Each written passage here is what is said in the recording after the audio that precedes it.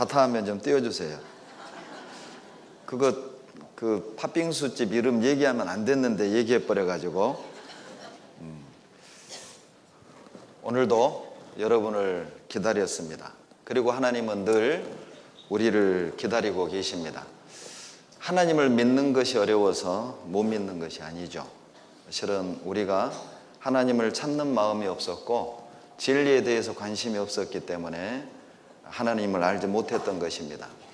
그럼에도 불구하고 우리는 하나님을 대적하고 하나님을 원망하고 하나님을 믿지 않았지만 하나님은 늘 우리 곁에서 우리를 기다리고 있었습니다.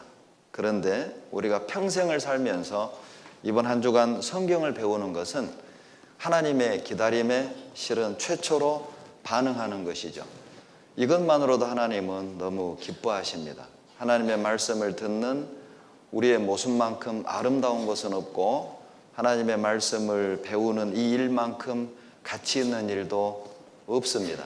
이 시간 정말 하나님은 우리가 평생에 했던 일 중에 우리가 하는 지금 성경을 배우는 이것을 가장 기뻐하시고 또 하나님은 가장 즐거워하실 겁니다.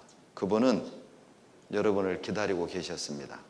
잘 오셨습니다. 같이 기도하겠습니다. 사랑이 많으신 우리 아버지 하나님, 감사와 찬양과 영광을 하나님께 드립니다. 나 하나를 위하여 모든 것을 창조해 주시고 나에게 모든 은혜와 자비를 베풀어 주심에 감사드립니다. 또 이번 한 주간 성경을 배울 수 있는 기회를 주시고 믿을 수 있는 많은 증거를 통해 하나님을 알아가는 지식을 허락해 주심에 감사드립니다.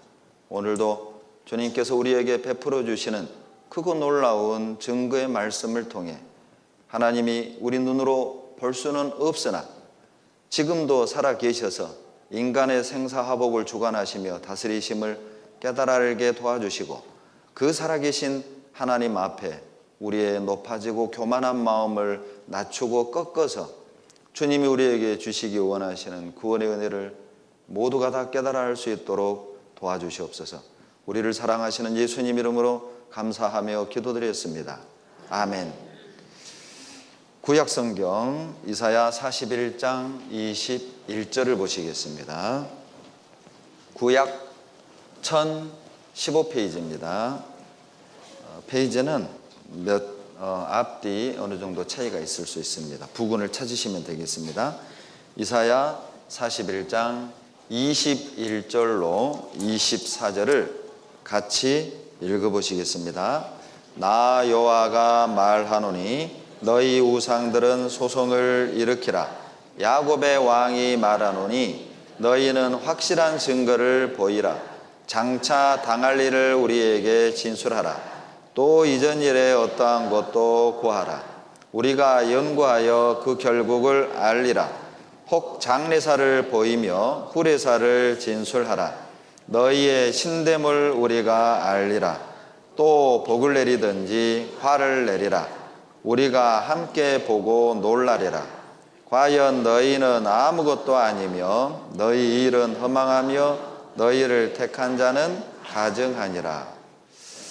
이해가 안 되는 구절입니다.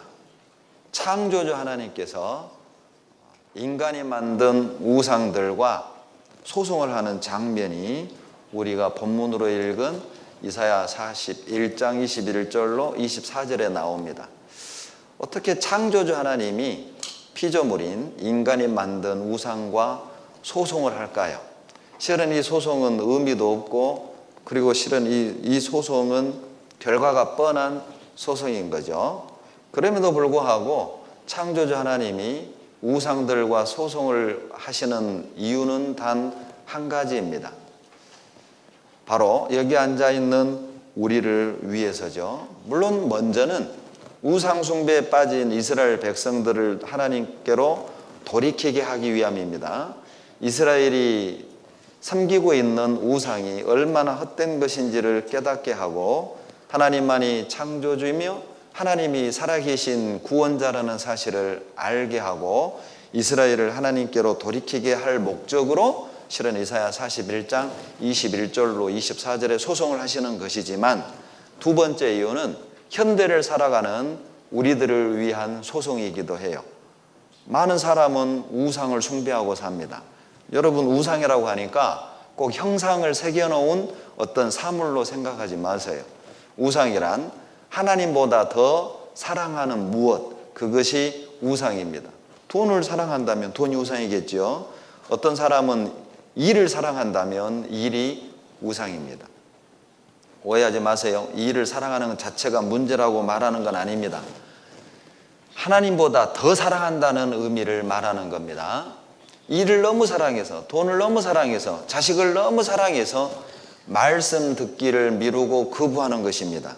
그것이 우상이죠. 하나님보다 어떤 것을 더 사랑해서 말씀 듣는 것을 미룬다면 그것이 우상인 거예요. 현대를 사는 모든 사람 마음속엔 저마다의 우상이 한 가지씩 있습니다. 그것 때문에 말씀 듣는 걸 거부하고 말씀 듣는 걸 원하지 않는다면 그게 우상 숭배겠죠? 그 사람을 위해 하나님이 이사야 41장 21절로 24절에 소송을 하시는 거예요. 우리가 가지고 마음에 품고 있는 하나님보다 더 사랑하고 하나님보다 더 소중하다고 생각하고 하나님보다 더 귀하다고 생각하는 그것이 얼마나 헛되고 거짓된 것인지를 하나님이 이 소송을 통해서 우리에게 깨우쳐 주길 원하시는 겁니다. 소송은 왜 합니까? 소송을 하는 이유는 시시비비를 가리기 위함이죠. 무엇이 참이고 무엇이 거짓인지를 밝혀내기 위해 소송을 하는 거죠. 우리가 붙잡고 있는 하나님보다 더 크게 여기고 있는 하나님보다 더 기대고 있는 그것이 얼마나 헛된 것인지를 하나님은 깨우쳐 주길 원하셔요. 소송에서 이기려면, 재판에서 이기려면 두 가지가 필요합니다. 증거가 있어야 하죠. 그리고 증인이 있어야 합니다. 하나님은 21절 이렇게 얘기하십니다. 나 여호와가 말하노니 너희 우상들은 소송을 일으키라. 야곱의 왕이 말하노니 너희는 무엇을 보이라고요? 그래, 증거는 증거인데 뭐 이럴 수도 있고 저럴 수도 있는 아리송한 그런 증거 말고요, 확실한 증거를 보이라는 거죠. 자, 너희 우상들이 진짜 창조주요 지금도 살아있는 참신이라면 확실한 증거를 보여봐라. 여러분, 살아있는 참신, 창조주라는 확실한 증거가 뭘까요? 지성을 들이면 복을 주는, 탑을 몇 번 돌면 아들 나게 해주는, 뭐 정한수 떠놓고 기도하면 병을 고쳐주는, 그런 건 증거가 못 됩니다. 왜냐하면 그건 우연히 일어날 수도 있는 것이고 또 귀신도 병 고치는 정도의 능력은 있어요. 그러니까 그런 것은 참신의 증거가 될 수가 없는 거예요. 돈도 좀 벌게 해주고 아들로 좀 낳게 해주고, 실은 그런 것들은 내가 그 신이 주었다고 믿는 실은 우연일 수 있는 것이거든요. 그러나 귀신도 신통력은 있습니다. 병도 낫게 해주는 경향이 있죠. 그래서 그런 것들은 참신이라는 증거가 될 수 없어요. 참신이려면, 창조주라는 증거가 되려면 무엇이어야 하느냐? 22절에 나와요. 22절 같이 읽습니다. 장차 당할 일을 우리에게 진술하라. 또 이전 일에 어떠한 것도 고하라. 우리가 연구하여 그 결국을 알리라. 됐습니다. 참신일 증거가 되려면, 창조주라는 증거가 되려면 두 가지가 필요하죠. 이전 일에 어떤 것도 구하라. 장차 당할 일을 우리에게 진술하라. 무슨 뜻입니까? 이전 일, 인간 역사가 어디에서 시작이 돼서 장차 당할 일, 앞으로 어떻게 끝날지를 말해봐라. 여러분, 우상이 할 수 없는 게 한 가지 있어요. 거짓된 신들이 알 수 없는 게 한 가지 있는데, 인간 역사가 어디에서 시작이 돼서 어떻게 끝날지를 우상은 절대, 거짓된 신은 절대, 헛된 신은 절대 모른다는 거예요. 오직 인간을 창조하신 하나님만이 인간 역사가 어디에서 시작이 돼서 어떻게 끝이 날지를 말해줄 수 있어요. 한 가지 예를 들어볼게요. 여러분, 저의 갓난아기 시절을 누가 제일 잘 아실까요? 그러죠. 어머니밖에 몰라요. 그러죠. 제가 어디 산후조리원에서 태어났는지 아니면 저 병원에서 태어났는지 부엌에서 태어났는지 누구만 알아요? 저희 어머님만 한다니까요. 저희 어머님이 저에게 얘기해 줬어요. 저를 부엌에서 낳으셨대요. 부엌에서. 실은 이제 저희 형제간이 다 살아있으면 5남 4녀거든요. 그 중에 제가 8번째입니다. 7번째. 하도 많아서 순서도 헷갈리네요. 7번째. 근데 뭐 어머님이 그냥 막 덩치는 조금만 하셔요. 근데 애를 그렇게 순풍순풍 잘 낳으셨대요. 근데 저를 이제 임신해가지고 부엌에 아궁이에 불 지피는데 제가 나오더랍니다. 나오네? 하고 낳았대요. 제가 그 얘기를 듣고 얼마나 상처를 받았는지 몰라요. 아니, 그래도 그러지 좀 참다가 좀 방에 들어가서 방에서 나셨어야죠. 부엌에서 나는 바람이 그냥 넘어갑시다. 제가 부엌에서 태어났는지 병원에서 태어났는지 누가 알 거예요? 그건 저를 낳으신 어머님만 하시는 거예요. 어머니만. 여러분, 인간 역사가 어디에 시작이 돼서 어떻게 끝날지 누가 알겠어요? 만드신 하나님만 아신다는 거죠. 자, 화면을 보시면 하나님 우상과 재판을 하시는데 확실한 증거를 보여보라는 겁니다. 그런데 하나님일 창조주라는 확실한 증거는 앞으로 어떻게 역사가 끝날지, 그리고 인간 역사가 어떻게 흘러왔는지 말해보라는 것이죠. 우리 어제 배웠습니다. 성경은 BC 1500년에서 AD 100년, 1600년 동안 기록이 됐는데 놀랍게도 내용은 이전 일부터 그리고 앞으로 어떻게 끝날지가 기록이 되어 있다는 거예요. 여러분, 이것도 놀라운 거잖아요. 이 시대에 살았는데 그들이 받아쓴 내용은 수천 년 전 인간 역사가 어떻게 시작이 돼서 수천 년 뒤 어떻게 끝이 날지가 기록이 되어 있다면 이건 사람 머리에서 나올 수 있는 내용은 아니죠. 아마 우리가 한국 사람이지만 여기에 고려 역사, 조선 역사, 삼국시대 역사도 제대로 모르는 분이 계셔요. 명량 대첩이 언제 있었던 싸움인지도 모르는 분 계시죠. 한국 사람인데 우리 역사도 제대로 모른다니까요. 그런데 어떻게 이 시대에 살고 있는 사람이 수천 년 전 역사를 알겠냐는 거예요. 여러분, 명량대첩이 조선시대 왕 누가 다스릴 때 있었던 사건인지는 아세요? 저도 영화 보고 알았어요. 선조요, 선조. 선조가 그렇게 속이 좁은 왕이었대요. 저도 그거 보고 알았네요. 그래서 이순신 장군을 여러 번 오게 톡 시켰잖아요. 파면도 시키고. 왜? 이순신 장군 인기가 왕보다 더 높아가거든요.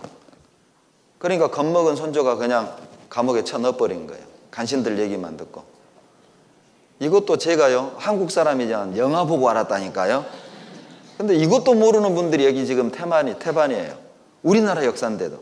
그런데 어떻게? 자, 이 기간에 살던 사람이 수천 년 전 인간 역사의 시작을 말할 것이며 마지막에 어떻게 끝이 날지를 어찌하냐 말이죠.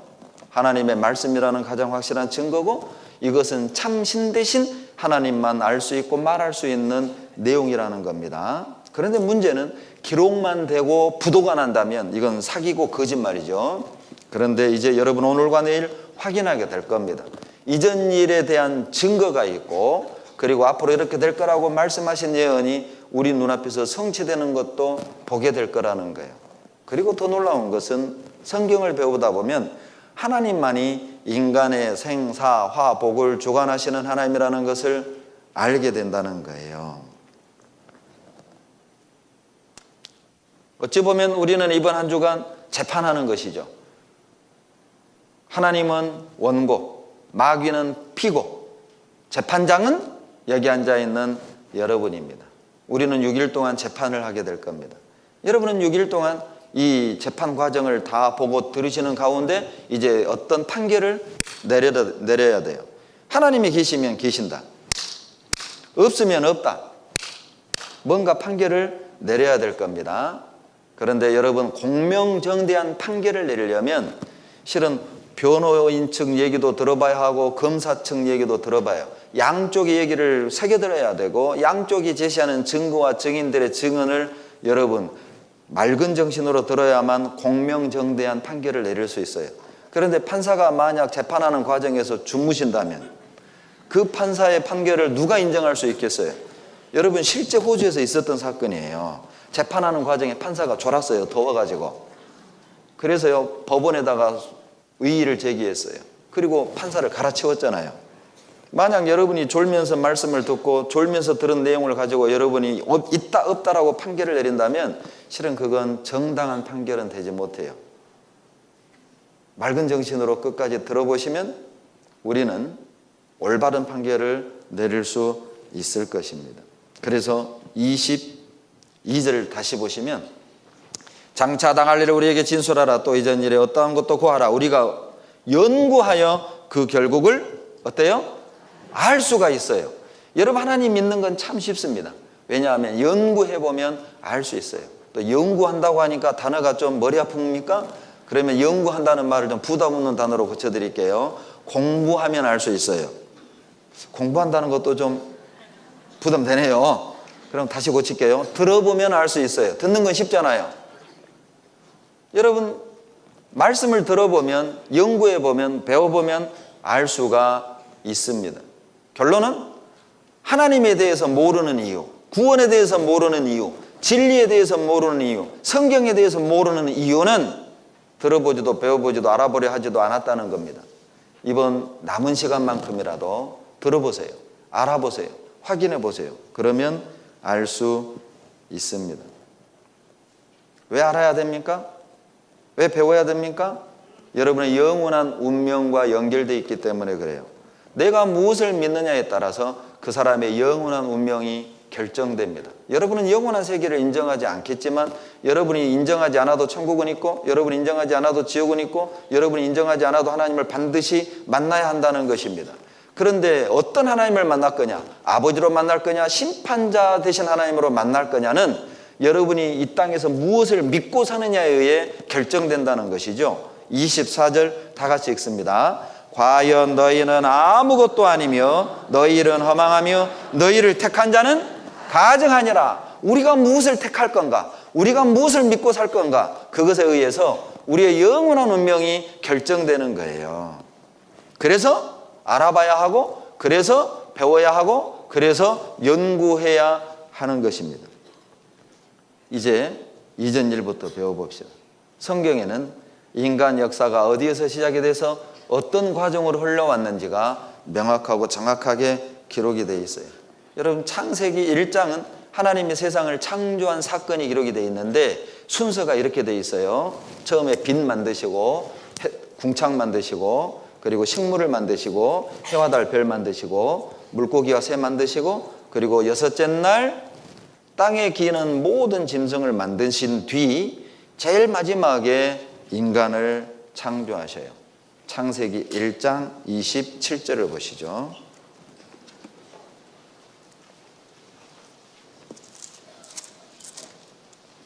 창세기 1장 27절 다 같이 읽습니다. 하나님이 자기 형상 곧 하나님의 형상대로 사람을 창조하시되 남자와 여자를 창조하시고 모든 걸 다 만드시고 제일 마지막에 사람을 하나님의 형상대로 만드신 사건이 기록이 되어 있어요. 여러분, 왜 하나님이 인간을 제일 첫날 안 만들고 마지막에 만드셨을까요? 이유가 있어요. 인간이 이 우주의 주인공이기 때문에 그래요. 해와 달, 하늘, 빛, 그리고 물고기, 하늘을 나는 새, 모든 우주, 그리고 땅에 기는 모든 짐승을 왜 만드신 겁니까? 사람을 위해 만들었어요.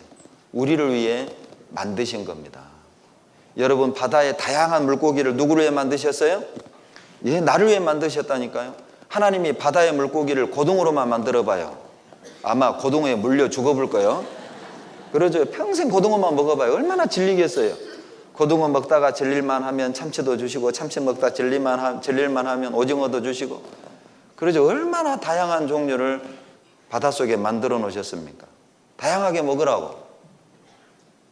얼마나 다양한 철을 따라 나는 과일을 하나님이 주셨습니까? 수박만 있어봐요. 질려볼 거예요. 그러죠? 질릴만 하면 참외, 질릴만 하면 복숭아, 질릴만 하면 사과, 질릴만 하면 감, 질릴만 하면 밤. 배고프죠? 하나님이 우리를 위해 만드셨다니까요. 얼마나 대단한 겁니까? 왜 하나님이 인간을 마지막에 만들었느냐? 인간이 이 땅의 주인공이거든요. 여러분, 어항 청소하고 넣는 순서가 중요하죠. 어항 청소한 뒤에 제일 먼저 뭐부터 넣어요? 물고기부터 넣으면 큰일 나요. 물고기부터 넣으면 어항이 아니라 무덤이죠. 물고기 넣고 자갈 깔고 모래 깔면 그게 무덤이지 뭐예요. 그러니까 뭐 넣는 순서가 상당히 중요한 거예요. 어항을 청소하고 제일 먼저 그러죠. 모래 깔고 자갈 깔고 수초 심고 물레방아 넣고 물 채우고 제일 마지막에 뭐 넣어요? 물고기. 왜 물고기가 제일 마지막에 들어가요? 그러죠. 어항은 무엇을 위해 존재해요? 물고기를 위해서요. 그러죠. 여러분, 이 우주는 어항이라고 보시면 돼요. 우주라는 어항에 하나님이 땅을 만드시고, 그러죠? 그리고 과목을 내라 하시고, 해와 달 별 만드시고, 하늘을 나는 새 물고기 만드시고, 땅에 있는 모든 짐승 만드시고, 우주라는 어항에다가 지구라는 어항에다가 다 채워놓은 뒤 제일 마지막에 뭘 만드셨어요? 사람을 창조하셨어요.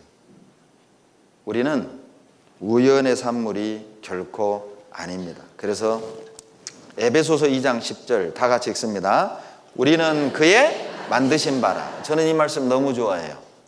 우리는 그의 만드신 바라. 여러분, 이렇게 생겼어도 누가 만들었어요? 하나님의 작품이라니까요. 여러분, 하나님이 실수한 겁니까? 실수로 만든 게 아니에요. 여러분, 실수로 만든 게 아니라고요. 놀라운 하나님의 솜씨라는 거예요. 이게 영어 번역에 We are God's workmanship 이렇게 돼 있어요. 걸작품이다 그 말입니다. 걸작품. 이게 이제 헬라 말로 포에마인데 이 포에마에서 나온 영어 단어가 바로 포임이에요. 시라는 거예요. 시. 농축된 완전한 작품이다 그 말이죠. 여러분, 우리가 가진 게 없고 배운 게 없고 잘난 게 없고 그러죠. 이제 막 피부도 쭈글쭈글 늙어가고 그래도 키도 작고 눈도 뺍새 눈이고 코는 납작하고 입술은 두꺼비 입술이어도 누구 작품이에요? 하나님 작품이에요. 하나님. 왜 우리는 같이 있느냐? 여러분, 나와 똑같은 사람이 이 땅에 있어요? 없어요? 이 땅의 유일한 작품이라니까요. 여러분, 왜 금이 비쌉니까? 흔하지 않아요. 왜 다이아몬드가 비싸죠? 흔하지 않아요. 왜 돌을 안 사죠? 흔하니까요. 여러분, 지구상에 하나밖에 없는 돌이어봐요. 얼마나 비싸겠어요. 왜 우리는 같이 있느냐? 하나님이 창조했을 뿐만 아니라 나 같은 사람은 이 땅에 한 명밖에 없어요. 유일무이하다고요. 그러니까 얼마나 같이 있는 거예요.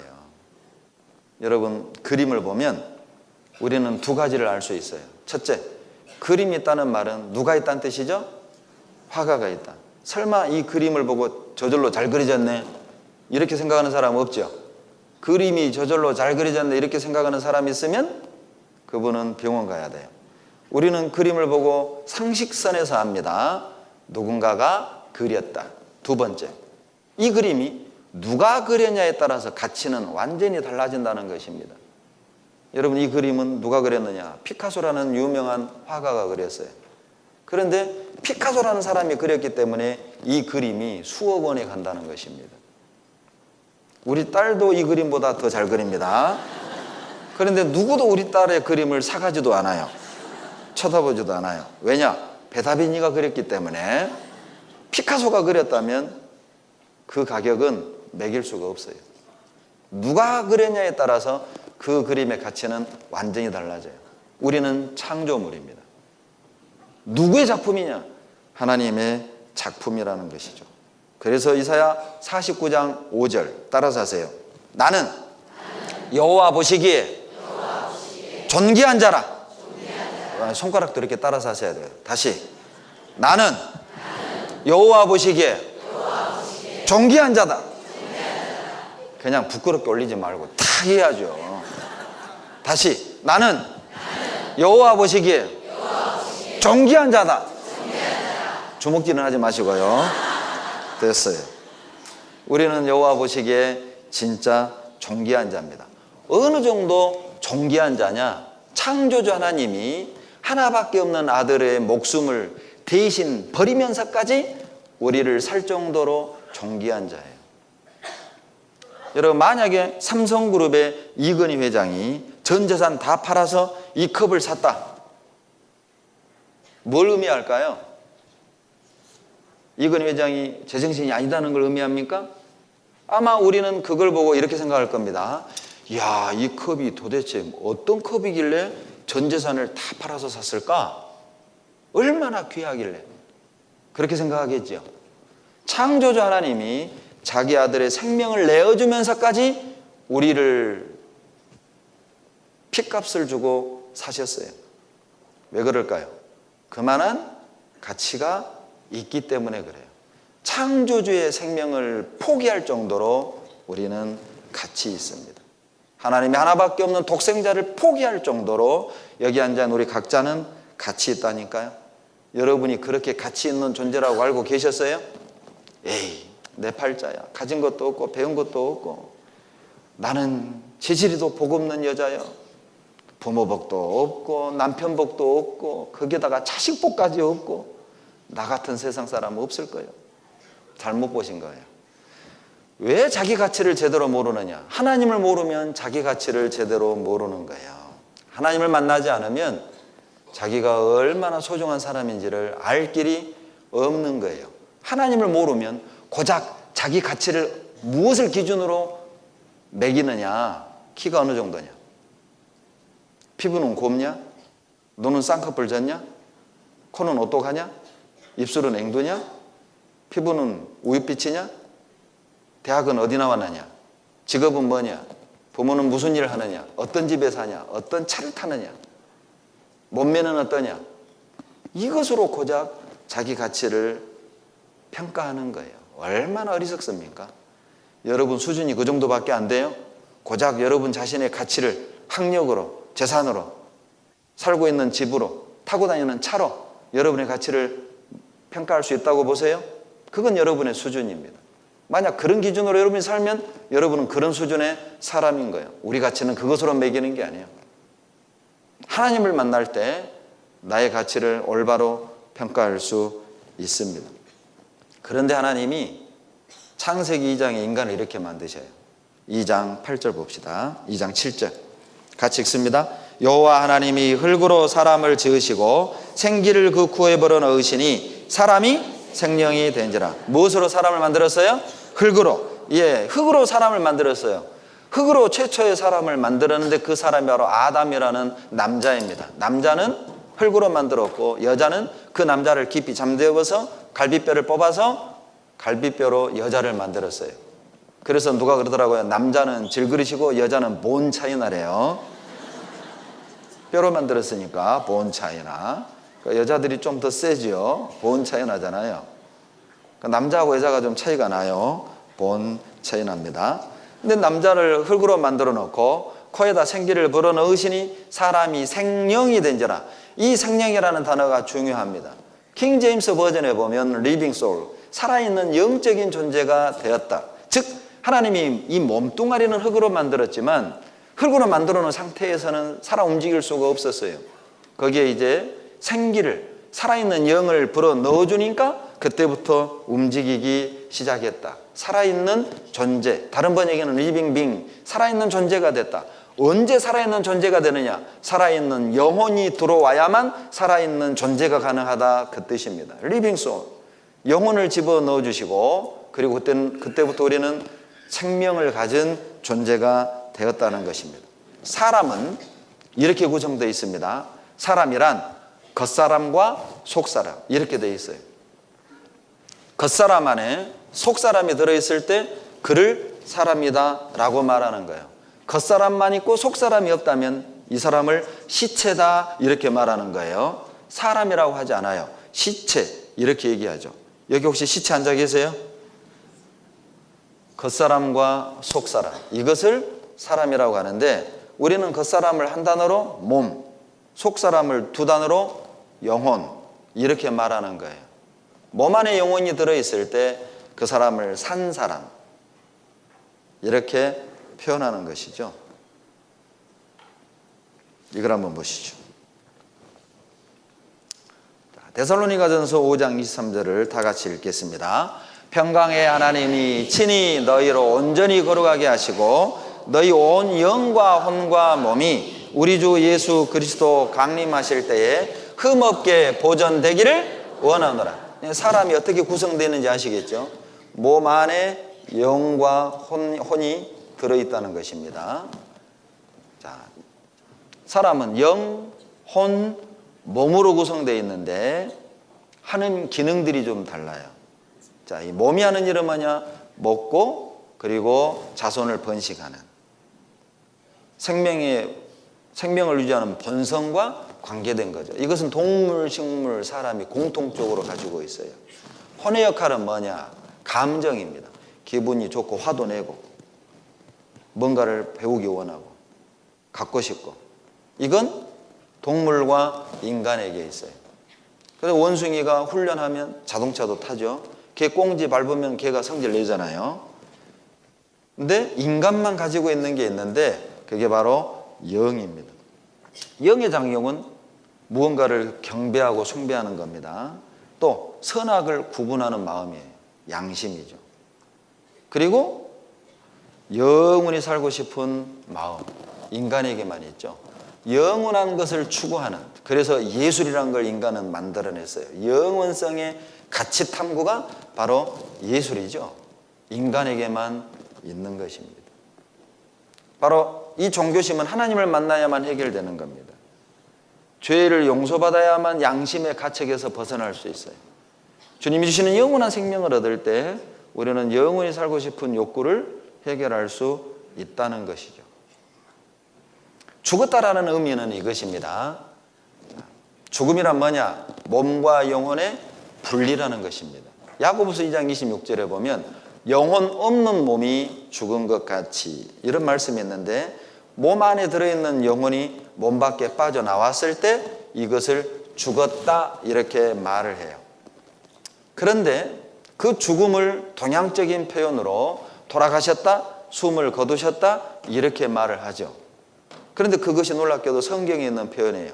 전도서 12장 7절을 같이 읽겠습니다.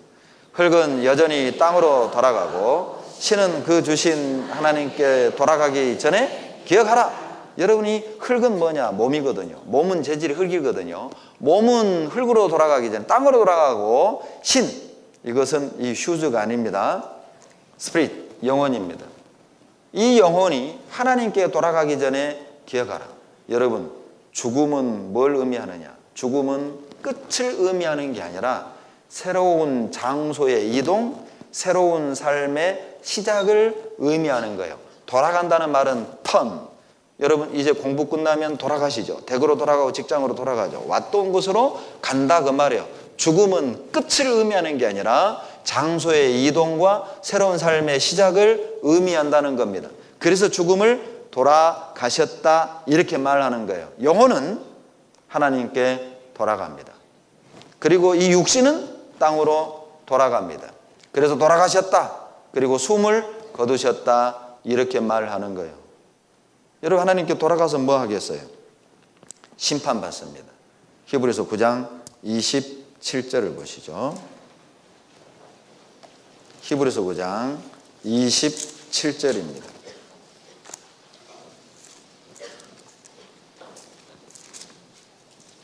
히브리서 9장 27절 다 같이 읽습니다. 한 번 죽는 것은 사람에게 정하신 것이요 그 후에는 심판이 있으리니. 참 성경을 읽어보면 참 맞는 말씀이다, 참 진리다, 그런 걸 정말 느낄 수 있어요. 한 번 죽는 것은 사람에게 정하신 것이요. 이거 참 맞는 말이죠. 진리잖아요. 여러분 왜 성경을 배워야 되죠? 반드시 죽으니까요. 성경을 안 배워도 되는 사람은 한 사람입니다. 안 죽을 자신 있는 사람은 성경 안 배워도 돼요. 그러나 내가 언젠가는 죽는다는 사실을 안다면 반드시 여러분 성경을 배우십시오. 왜냐하면 성경에만 죽음 너머의 세상에 관한 기록이 되어 있기 때문에 그래요. 그러니 성경을 배워야 하는 것입니다. 돌아가서 뭐하냐? 심판받는 거예요. 그런데 그 죽음이라는 것이 결코 멀리 있지 않다는 것입니다. 여러분 어때요? 이런 시절이 있었죠? 이런 때도 있었죠? 이런 때도 있었죠? 그런데 이렇게 돼버렸잖아요. 제가 79세 할아버지 상담하는데 할아버지 참 오래 사셨네요. 할아버지 대답이 명언이었어요. 아니요, 눈 감았다 떴더니 79년 됐어. 엄청 거짓말 잘하죠. 여러분 79세가 돼야만 그 말의 의미를 알게 될 겁니다. 시간은 그렇게 가는 거예요. 아마 여기 앉아 계신 모든 여성들이 이걸 공감할걸요. 이런 때가 있었잖아요. 그러죠. 눈가에 주름도 없고 볼때기도 탱탱한 때가 있었잖아요. 그러죠. 뭔가를 바르면 쓱쓱 그냥 흡수가 되는 그런 때가 있었잖아요. 그런데 이것이 정신없이 공부하고 일하고 또 남편 만나서 사랑도 하고 결혼하고 아들 낳고 딸 낳고 이것들이 커서 시집 장가가고 손주 키우고 둘 키우고 셋 키우고 그러다 보니 어느 날 이렇게 돼버렸어요. 이 순간이요, 순간. 제가 상당히 천천히 넘겨드린 거예요. 너무 빨리 넘기면 그냥 기분 나쁠까 봐. 그런데 문제는 이걸 아셔야 돼요. 여러분, 시간은 막을 수 없을 뿐만 아니라 이 아가씨가 할머니가 되는 건 미래가 아니에요. 실은 현실입니다. 현실. 그렇지 않아요? 옆에 앉아 계신 할머니 좀 봐봐요. 어른들 좀 보세요. 내 얼굴이다 하시면 돼요. 먼 이야기가 아니라고요. 바로 내일 우리가 이렇게 될 겁니다. 그리고 그 다음은 어떻게 될까요? 상상해 보셨어요? 자, 여기에서 여기까지 가는데 여러분은 도대체 어떻게 시간을 보냈고 무슨 일을 했습니까? 여기서부터 여기까지 가는 많은 일을 했는데 여러분 가장 가치 있는 일은 뭐였어요? 여기서부터 여기까지 가는데 우리는 많은 사람을 만났습니다. 많은 사람을 만났는데 가장 의미 있는 만남은 누구와의 만남이었습니까? 여기서부터 여기까지 가는데 우리는 많은 시간을 썼습니다. 가장 가치 있는 시간이 어떤 시간이었습니까? 생각해 보세요. 그냥 그렇게 왔어요. 정신없이 먹고 살다가 여기까지 와버렸어요. 그러니 죽음 앞에서 후회할 수밖에 없는 거예요. 여러분, 제가 좋아하는 노래를 하나 불러드리려고 했는데 저는 오케스트라가 없으면 노래를 안 부릅니다. 그래서 제가 대신 가수를 데려왔어요. 들어보세요. 제가 너무 좋아하는 노래입니다. 찬송가는 아닙니다.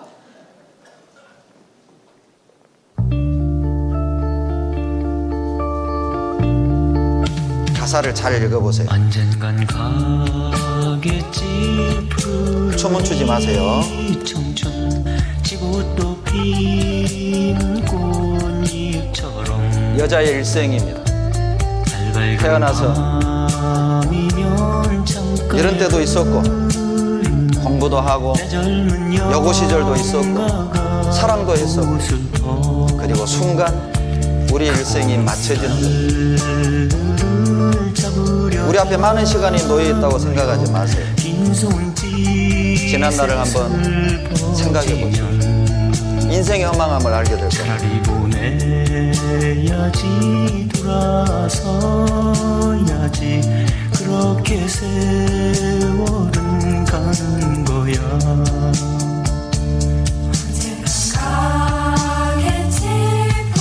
이런 때가 있지 않았습니까? 여러분에게도 청춘이 있었고 젊음이 있었죠. 꿈도 있었고요. 인생에 대한 계획도 있었고 이렇게 살아보겠다, 이런 가정 꾸려보겠다, 자식을 이렇게도 키워보겠다, 그런 날이 있었지요.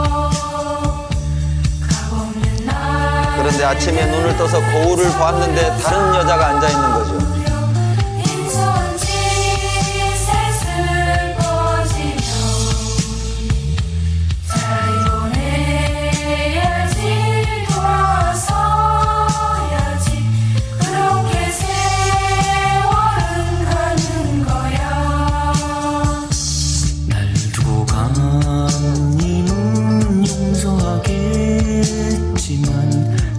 버리고 가는 세월이야.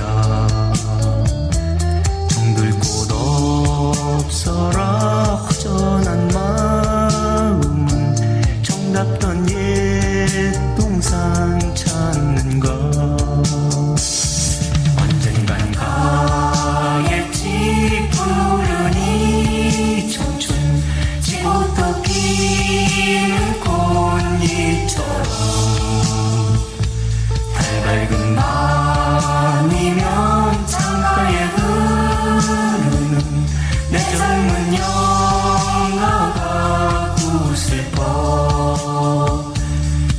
우리가 타고 가야 될 꽃상여, 이것이 전부라고 믿으십니까? 빈손짓에 슬퍼지면 잘 보내야지, 돌아서야지, 그렇게 세월은 가는 거야. 언젠간 가겠지, 푸른 이 청춘, 지고 또 피는 꽃잎처럼 밝은 밤. 이것이 전부라고 믿지 마세요. 이것이 전부라면 이 땅에 생존하는 생명체 가운데 가장 불쌍하고 비참한 게 인간이에요. 짐승보다 나은 게 뭐가 있습니까? 짐승들은 가고 싶은데 제 마음대로 날아갑니다. 짐승들은 제 가고 싶은데 마음껏 헤엄쳐 살아가고 있습니다. 그 자유 속에서. 그러나 우리는 병들어서 관절 때문에 가고 싶어도 못 가요. 허리병이 있어서 놀러 가고 싶어도 못 가요. 자식네 집에 가고 싶어도 돈 없어서 못 간다니까요. 그게 우리 인생의 전부라고요. 우리가 고작 땅 한 평에 들어가기 위해서 이 청춘을 보내고 있단 말입니까? 그걸 정말 여러분 그렇게 믿고 사세요? 그렇지가 않아요. 우리는 하나님의 피조물이고 우리 안에 영원한 영이 존재한다는 것입니다. 빈둥지 증후군 아십니까? 젊어서는요 정신없이 공부하고 사랑하고 자식 키우고 손주 키우느라, 그런데 이것들이 다 결혼하고 떠나서 혼자만 싱크대에 앉아서 싱크대 앞에 서서 허전한 겁니다. 어느 날 갑자기 그것이 여러분에게 몰려올 겁니다. 갱년기라고 착각하지 마세요. 인생의 슬픔이 여러분을 짓누르는 날이 오게 될 거라니까요. 빈둥지에 혼자 덩그러니 남게 될 것입니다. 아줌마들의 3대 질병이 있다고 그러더라고요. 이 신문 보니까 아줌마들의 3대 질병이 뭐예요?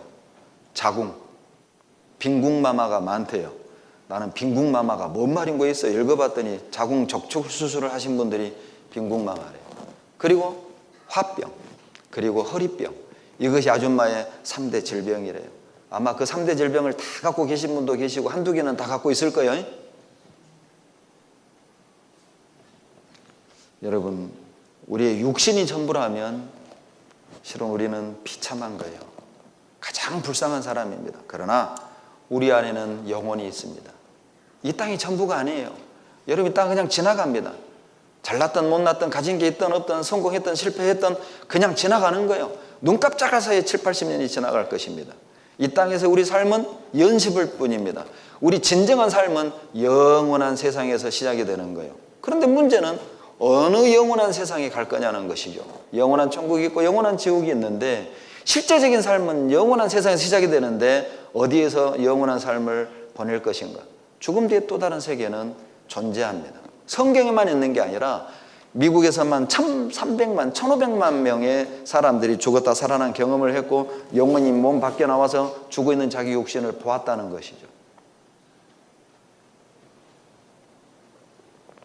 천재과학자 스베덴볼이 나는 처음으로 천국을 100% 믿게 되었다. 죽었다 살아난 경험 있으세요? 그 숫자가 많다는 것입니다. 죽음을 생각하지 않고 산다는 것은 살지 않겠다는 것과 마찬가지. 죽음을 생각하십시오. 그것은 잘 살아보겠다는 첫 단추예요. 잘 살기 원한다면 잘 죽을 준비를 하셔야 돼요. 많은 사람들이 웰빙만 관심이 있죠. 웰빙만 관심 가지니까 사는 게 피곤한 거예요. 불행해지고. 왜? 웰빙 하고 싶은데 웰빙이 안 되잖아요. 웰빙 하려면 좋은 집, 웰빙 하려면 좋은 차, 웰빙 하려면 돈도 좀 있어서 해외여행도 다니고, 웰빙 하려면 돈도 있어서 헬스도 다니고, 좋은 음식도 먹고, 레스토랑도 가고, 유기농 야채도 먹고. 근데 돈 없어서 유기농을 못 먹어요. 농약 뻔히 친 줄 알면서도 그거 먹어야 돼. 돈 없으니까요. 여러분, 진짜 웰빙은 웰다잉에서 시작되는 겁니다. 잘 죽을 준비가 되어 있는 사람, 잘 죽는 방법을 아는 사람은 이 땅에서 웰빙이 되는 거예요. 웰다잉, 잘 죽는 법을 먼저 배우셔야 돼요. 죽음을 생각하지 않는 건 살지 않겠다는 것과 마찬가지죠. 미국의 유명한 신경외과 의사도 환자들이 죽었다 살아났다고, 영혼이 몸 밖에 빠져나와 내 몸을 봤다고. 아, 당신 그거 환상이라고. 환상일 뿐이라고. 그런데 문제는 자기가 그 경험을 한 겁니다. 본인이 죽었다 살아난 경험을 하고 Heaven is real, 천국은 실제 존재한다, 뉴스위크지에 표지로 떴어요. 여러분, 예를 들어 봅시다. 어떤 사람이 무등산에 갔다 와서 무등산에서 호랑이 똥, 호랑이 털, 호랑이 발자국을 발견했어요. 자, 무등산에 무엇이 산다는 증거죠? 그렇죠. 여러분, 무등산에 호랑이가 산다는 걸 입증하려면 광주 150만 인구가 다 볼 필요는 없어요. 한 사람만이라도 무등산에서 호랑이를 봤다면 무등산 호랑이 존재하는 겁니다. 영혼이 존재하는 걸 이 땅에 70억 인구가 다 경험할 필요는 없습니다. 70억 중에 한 사람이라도 영적인 경험을 했다면 영혼은 존재하는 거예요. 광주에 150만의 인구가 63빌딩 전망대를 다 올라가 봐야 63빌딩이 있다는 걸 아는 게 아니죠. 광주 150만 인구 중에 한 사람만이라도 63빌딩 전망대를 갔다 오면 63빌딩이 존재한다는 가장 확실한 증거가 되는 것입니다. 우리 모두가 다 영적인 경험을 할 필요는 없습니다. 그런데 영적인 경험을 한 사람들이 이 땅에 많다는 것이죠. 우리는 재수 없이 태어난 게 아닙니다. 우리는 하나님이 이 땅에 보내셨어요. 최초의 사람을 어디 살게 했느냐? 창세기 2장 8절 보시죠. 위치가 나옵니다. 2장 8절. 같이 읽습니다. 여호와 하나님이 동방의 에덴에 동산을 창설하시고 그 지으신 사람을 거기 두시고.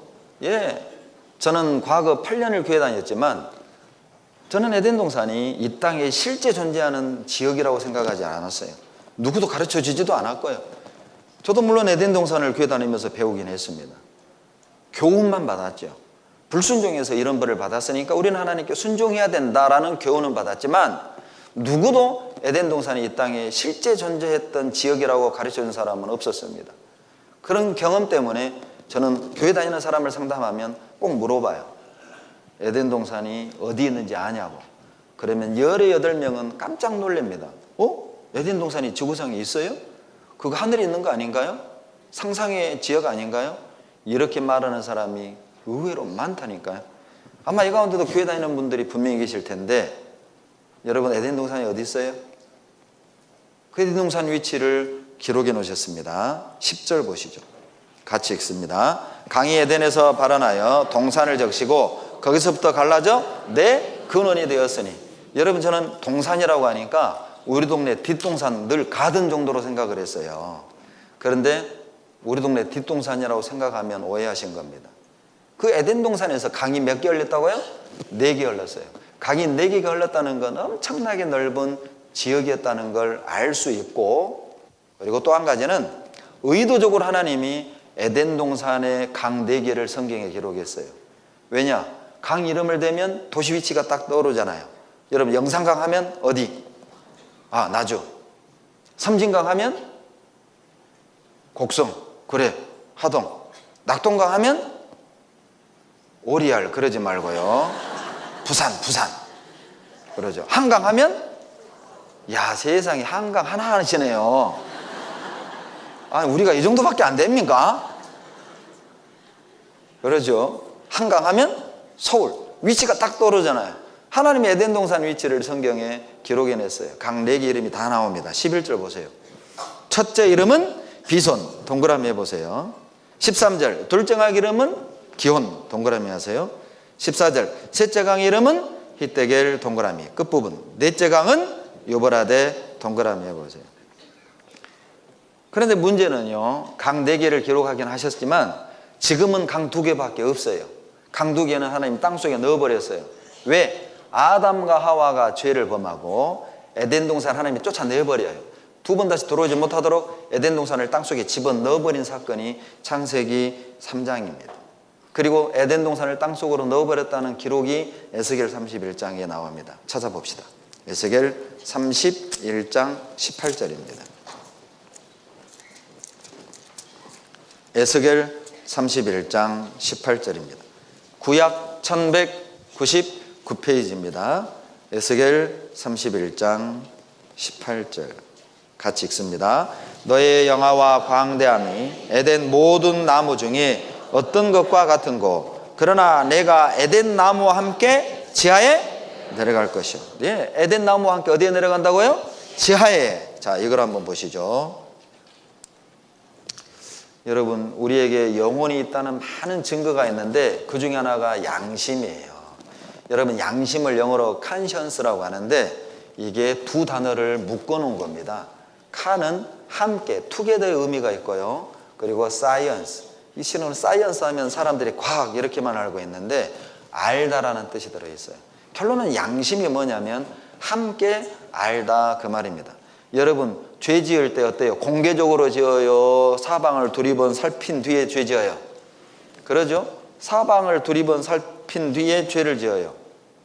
그런데도 불구하고 내가 죄 짓는 그 장면을 아무도 안 봤는데도 우리 양심은 두근거리고 손에 땀은 나고 눈동자가 흔들려요. 왜? 우리 양심이 하는 거죠. 여러분, 사방은 가릴 수는 있지만 하늘은 가려요? 못 가려요? 못 가려요. 그러니까 옛날 어른들 말이 맞아요. 이 천벌 받을 사람아, 하늘이 무섭지 않느냐. 여러분, 그 하늘은 여러분 새파란 스카이를 말하는 게 아니에요. 하나님이 계시는 신령한 세계, 원래 이 하늘 천자의 의미가 그렇습니다. 하늘 천자가 이렇게 만들어진 거죠. 크신 한 분이 계신 곳, 바로 거기가 신령한 세계예요. 바로 그 하늘을 말하는 겁니다. 천국이죠. 하늘나라. 우리 양심은 알아요. 제가 지난달 2달 전에 구리에 가서 집회를 했습니다. 구리에 갔더니 교회당 옆에 돌다리 공원이 있더라고요. 거기에 세월호 희생자들을 기리는 노란 리본을 아직도 걸어놨어요. 근데 그 리본을 제가 하나하나 읽어보는데요, 대부분 다 뭐라고 기록이 되어 있느냐, 죽어서 끝이다 이렇게 말하지 않아요. 하늘나라에 가서 행복하게 살라는 것입니다. 대부분 부디 좋은 곳으로 가세요. 죽음으로 끝이라고 말하지 않습니다. 좋은 곳에 가서 편히 쉬라는 겁니다. 우리 양심은 압니다. 절대 죽음으로 끝이라고 생각하지 않아요. 우리 양심은 죽음 너머에 영원한 세상이 있다는 걸 알기 때문에 부디 좋은 곳으로 가라고. 안타깝게 죽은 사람들, 특히 어린아이들, 학생들이 죽으면 좋은 곳으로 가거라. 고통이 없는 곳에 가서 편히 쉬어라. 여러분, 인간이 언제 정직해집니까? 고통을 만날 때 정직해집니다. 우리 양심이 언제 선해집니까? 고통을 만날 때 우리 양심은 선해지고 그리고 양심적인 말을 하게 되는 거예요. 젊고 건강할 땐 그 양심이 다 가려져요. 놀고 싶고 죄 짓고 싶고 즐기고 싶고 마음대로 살고 싶고 그런 쓸데없는 욕구와 생각들이 우리 양심을 탁 덮어버립니다.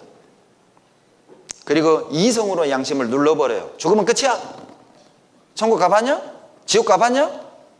그렇게 말하던 사람이 정작 8살짜리, 5살짜리 자기 자식들이 자기 품 안에서 죽어갈 때는, 사선을 넘나드는 수술실에 집어넣어놓고는 기도하지 않는 부모가 있다면 그 사람은 부모가 아닙니다. 자기 자식을 죽음이 넘나드는 수술실에 넣어놓고 기도하지 않는 사람이 있다면 그 사람은 부모가 아니에요. 그때 우리 양심이 가장 밝아져요. 영원한 세상이 있다는 것이죠. 여러분, 에덴이 무슨 말이냐? 우리말로 말하면 기쁨 그런 뜻이에요. 환희 그런 뜻이에요. 낙원이라고 말이죠. 낙원이라는 말은 파라다이스, 파라, 울타리, 디지즈, 질병. 그러니까 에덴은 어떤 곳이죠? 죄와 질병과 사망과 마귀로부터 보호받는 곳이에요. 에덴에서는 하나님과 직접 얘기했습니다. 에덴에서는 일하지 않았습니다. 하나님 주신 그 모든 걸 누리며 살았어요. 에덴에서는 옷도 안 입었어요. 왜? 부끄러운 게 없었어요. 죄를 몰랐어요. 그러니까 진짜 자유함 속에서, 행복 속에서 살았어요. 자유가 뭔지 아세요? 자유는 내 하고 싶은 대로 하는 게 자유가 아니에요. 자유란 내 마음대로 하고 싶은 그게 자유가 아니라 하나님의 울타리 안에서 하나님이 주시는 모든 걸 누리는 게 자유라고요. 누리는 게 자유입니다. 아셔요? 하나님 우리에게 자유를 주기 원하셔요. 진리를 알지니 진리가 너희를 자유케 하리라. 진정한 자유는 진리를 알 때만 누릴 수 있습니다. 여러분, 거듭날 때 진짜 우리는 자유로운 삶을 살 수 있어요. 죄의 눌림으로부터 자유, 두려움, 죽음의 공포로부터 자유, 삶의 무게로부터 자유, 다른 사람을 의식하는 그런 어떤 생활로부터 자유. 에덴이 바로 그런 것이었습니다. 그런데 하나님이 에덴 중앙에 영생과 그리고 선악과를 놓고 선악과는 먹지 말라고 했어요. 먹으면 정령 죽으리라. 근데 참 사람은 묘하죠. 에덴 동산에 먹는 것이 전라도 말로 지천에 널려 있는데 아담과 하와의 관심은 먹지 말라고 한 것 딱 한 가지. 묘하게 거기에 눈이 가요. 여러분은 어때요? 어렸을 때 먹으라고 한 것에 관심이 가요? 어머니에게 먹지 말라고 석작에 딱 넣어놓은 것에 관심이 가요? 죄송합니다. 석작. 그 먹지 말라는 것에 광에 넣어놓은 석작에 넣어놓은 거 그거. 그것에 콕 눈이 가요. 우리가 아담과 하와의 씨라는 가장 확실한 증거예요. 하나는 먹지 말라. 정령 죽으리라. 마귀는 먹어라. 먹으면 하나님처럼 된다. 여러분, 우리가 성경을 배우는 건 교회를 다니느냐 마느냐 그런 차원의 문제가 아닙니다.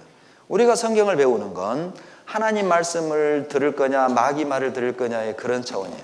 하나님 편에 설 거냐 마귀 편에 설 거냐의 문제라니까요. 여러분, 지금도 똑같습니다. 하나님은 믿어라. 마귀는 믿지 마. 하나님은 천국 지옥 있다. 마귀는 그런 거 없어. 하나님은 구원받아라. 마귀는 그런 거 필요 없어. 항상 반대라니까요. 여러분 어느 편에 서 있죠? 여러분 이쪽에 서 있습니까? 이쪽에 서 있습니까? 그래서 지옥 가는 겁니다. 하나님, 야, 너 같은 건 지옥 가. 하나님이 보내서 지옥 가는 게 아니라 내가 지옥을 선택했기 때문에 스스로 가는 거라니까요. 그래서 지옥이 고통스러운 거예요.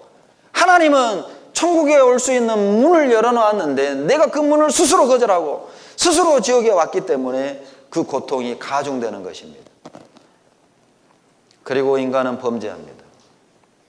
그 결과 그 죄가 하나님과 인간을 가로막아요. 그리고 인간 세상에 죄와 질병과 사망이 들어오고 인간은 늙고 병들어 살다가 죽는 것입니다. 원래 하나님이 인간을 선하게 만들었어요. 전도서 7장에 보면 하나님이 인생을 정직하게 만들었다. 전도서 7장 29절에 이렇게 나와요. 그런데 인간이 꾀를 내어 죄인이 된 것입니다. 하나님이 나 너희들 고생해라. 죄와 질병과 사망을 하나님이 주신 게 아니에요. 인간이 불순종함으로 말미암아 받아들인 것이죠. 원래 하나님이 만드신 에덴은 완벽한 곳이었습니다. 이것도 참 대단한 거죠. 여러분 잘 보세요. 아담과 하와는요 완벽한 곳에서 살았어요. 세상에서 제일 잘생긴 남자가 누구였을까요? 배은기 말고, 배은기는 두 번째고 아담이었어요. 아담. 1등은 아담. 세상에서 가장 아름다운 여자가 누구였을까요? 아마 하와였을 거예요. 하와는요 가장 최고의 남편을 두었고, 그리고 어때요? 가장 아름다운 미모를 가졌고, 그러죠. 그리고 가장 뛰어난 IQ를 가지고 있었어요. 두 사람은. 왜냐하면 짐승이 올 때마다 이름 착착착 지어줬거든요. 너는 토끼, 너는 기린, 너는 사자, 너는 하마. 아담과 하와가 지어준 이름입니다. 여러분, 이름 짓는 게 절대 쉬운 게 아니에요. 제가 딸 둘 낳는데 이름 짓는 게 얼마나 힘들던지요. 이게 또 성이 배씨여가지고 이름 짓기가 영 옹삭스러워요. 배씨는 뭘 붙여도 촌스러워요. 그런데 이제 이게 막 동사무소에 이게 등록은 해야 되겠는데, 출생신고는 해야 되겠는데 이름이 생각이 안 나. 그래서 그냥 너 예수님을 빛내라 해서 수빈 이렇게 지었어요. 그런데요 수빈이 짓고 나니까 둘째가 나왔는데 이게 수빈이만한 이름이 없네. 고민하다가 아이고 너는 다 빛내라 해서 다빈 그렇게 지었어요. 그래서 저는 양호해요. 제가 아는 어떤 형제님은요 딸을 낳는데 이름을 도저히 못 짓겠더래요. 이분이요 직업군인 소령이었어요. 소령. 도저히 이름을 못 짓겠어서 부대원을 다 집합시켰대요. 그리고 야 너희들 애인 이름 다 써내. 해가 조사해가지고 제일 많이 나온 이름이 혜은이였어요. 혜은이. 그래서 자기 딸을 혜은이가 됐대요. 근데 아들을 낳네. 이번에는 또 아들 이름을 또 지을 수가 없어요. 그런데 이 형제님이요 홍명보를 너무 좋아해요. 축구선 홍명보를. 그래서 동사무소 가지고 우리 아들 양홍명보로 해주세요. 이런 형제가 다 있더라니까. 이름을 양홍명보로. 그러니까 직원이 얼마나 황당해요. 아니, 그렇게 안 됩니다. 양홍명보 안 됩니다. 해달라니까요. 안 된다니까요, 그렇게는. 그래서 그럼 보자 빼고 양홍명으로 해주세요. 해서 양홍명이 됐어요. 경기도에 있는 형제예요. 그런데 아담과 하와는 오는 속속들이 이름을 착착착 지어줬다니까요. 최고의 두뇌를 가졌던 거죠. 생각해 보세요. 우리가 꿈꾸는 거 아닌가요? 최고의 미모, 최고의 남편, 최고의 머리, 최고의 환경. 그런데도 타락했어요. 그런데도 범죄를 했어요.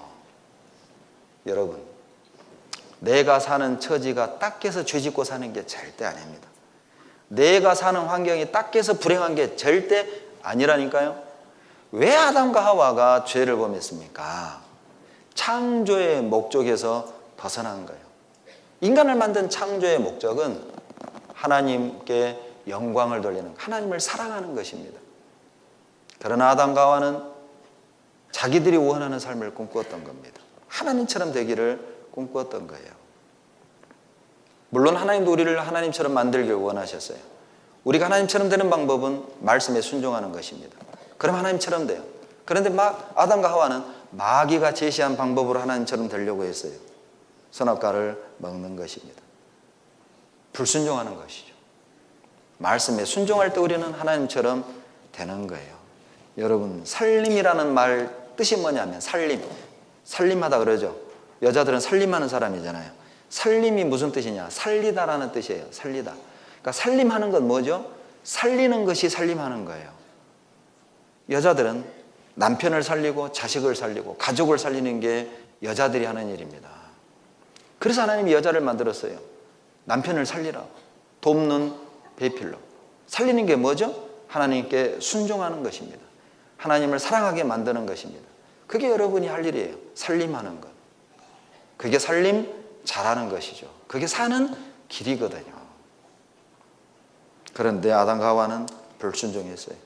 그리고 하나님으로부터 분리된 것입니다. 그리고 하나님이 가죽옷을 지어 입히고 내쫓아 버렸어요. 이 가죽옷은 토요일 날 자세하게 말씀드릴 겁니다. 그리고 땅속에 에덴 동산을 집어넣어 버린 것입니다. 그리고 강내기가 성경에 다 기록이 되어 있는데 에덴 동산을 땅속에 집어넣어 버릴 때 강 두 개가 사라졌어요. 두 개는 지금도 있습니다. 바로 티그리스, 유프라테스 강입니다. 히땡엘 유브라데는 히브리식 표현이고 영어식 표현으로는 티그리스, 유프라테스. 그런데 땅속에 숨어있는 두 강도 엑스레이를 통해서 찍어냈어요. 찾아냈어요.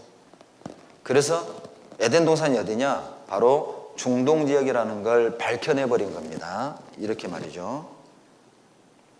에덴이 어디냐? 바로 강 4개의 이름이 성경에 기록이 되어 있는데 2개는 지금도 흘러요. 바로 티그리스, 유프라테스. 땅속에 넣어버렸다고 되어 있잖아요. 바로 영어 성경에는 이렇게 번역이 되어 있습니다. 티그리스, 유프라테스로 말이죠.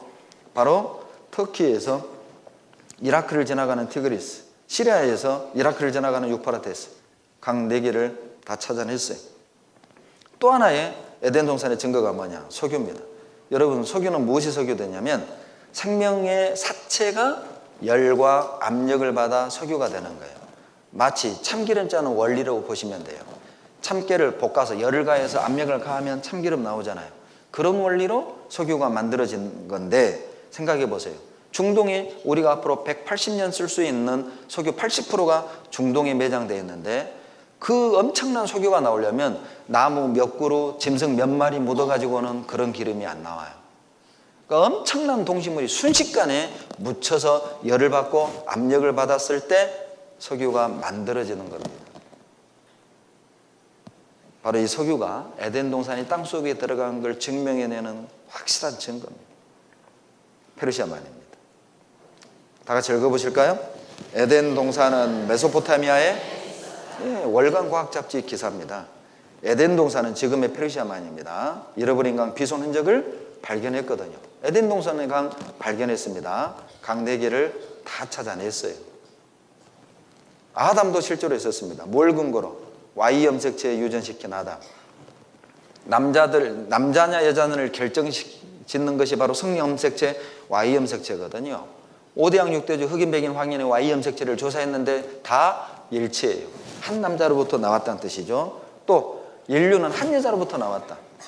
유전인자가 핵 안에도 있고 미토콘드리아 안에도 있는데 핵 안에 있는 유전인자는 엄마과 아빠 거를 동시에 물려받아요. 그러나 미토콘드리아 안에 있는 유전인자는 엄마에게서 딸에게만 유전이 돼요. 놀랍게도. 그런데 전 세계에 흩어져 있는 여자들의 유전인자를 조사했는데 다 똑같아요. 즉 한 여자로부터 나왔다는 거죠. 아담과 하와를 과학적, 유전학적으로도 증명해 냈던 것입니다. 성경은 사실이죠. 하나님 말씀입니다. 깍지 껴보세요. 하늘로. 자, 오른쪽. 자, 왼쪽. 자, 등 뒤로 기지개 팍 펴보세요. 소리 지르시고. 으이차! 자, 오늘은 왼쪽 주무르기로 했죠. 자, 왼쪽 주물러 주세요. 꽉꽉 주무르세요. 꽉꽉.